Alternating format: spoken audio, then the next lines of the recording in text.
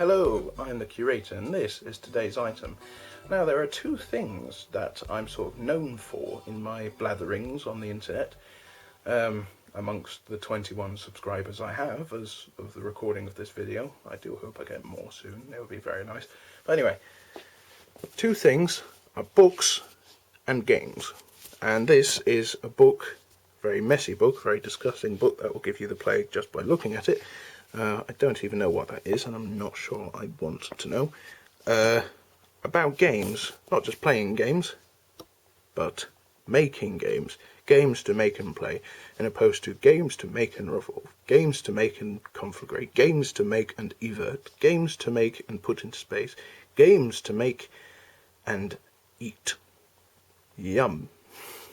Here are some of the games that you to make and play henceforth today. It's very, as you'll see inside, it's from a certain era. This revised edition was made in 1987 and it was originally made in 1975. I think you might be able to tell. This made by some fellows called Pierre Shiu, Neil Lorimer and Nick Williams. Pierre Shiu.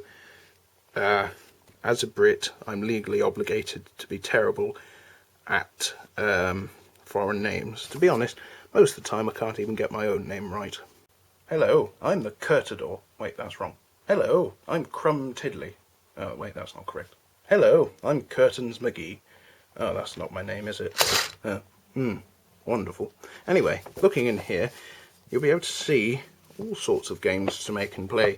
Games to make and play near spice racks, that is the best place to game and make and play. Therefore, it also talks about making games boards. Talks about, if I went to the right page, curator, thank you, being incredibly clever today. It'd be able to tell you about game pieces, markers. There are some rather ingenious ideas using bottle tops, bits of broom, clay, stones, making them yourself, or yourselves, depends on how many brothers and sisters you have in your mind, and using nuts and bolts. Also telling you how to make dice balls and spinners, dice balls. Basically, you will need a couple of tools like a drill, a saw, some random bits of paint, a craft knife and a compass in some cases. Make sure if you do make some of these that you are very careful with those implements, because some of them are quite dangerous. An interesting place to put flowers. Snakes and Ladders, classic game. In an interesting way, you actually play on a snake. So logically, if you go one space, you're already on a snake, so you should go back to the beginning. You can see why that hasn't caught on, seeing as the rules basically forbid you rather from actually finishing the game. I would actually flip the page. I'm sure this one's stuck there, but my gloves are in the way. Never mind. Queen's Guard, which is a game I've never heard of in my life, and I doubt anybody else has.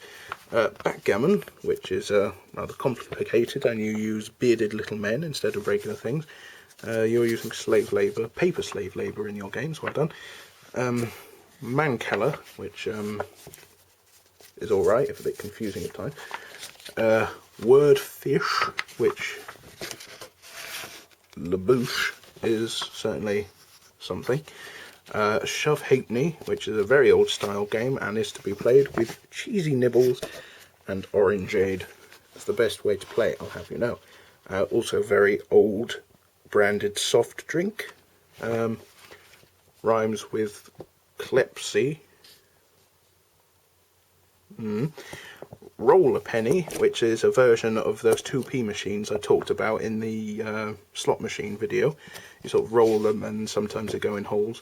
Here to be played with bonbons in a hubcap. Flap dice. Dice can't flap as they have no wings. I don't... Sorry, I've just made myself laugh. Dice cannot flap as they have not wings. Here to be played with what appears to be warm milk in stoneware cups. Nick and Neil are playing darts, because that's what they like to do. Skittles, or 10-pin bowling if you will, is a game I very much enjoy. Jacob's Ladder. I actually own a Jacob's Ladder. I really need to get it out for a video because it's such a wonderful thing. I got it, it's either Ordsall Hall or Wigan Pier. One's a sort of a Tudor time reenactment place, and the other one's a sort of Victorian time. They're both really cool. There's some rules here, showing you actually how to play the random games that you get.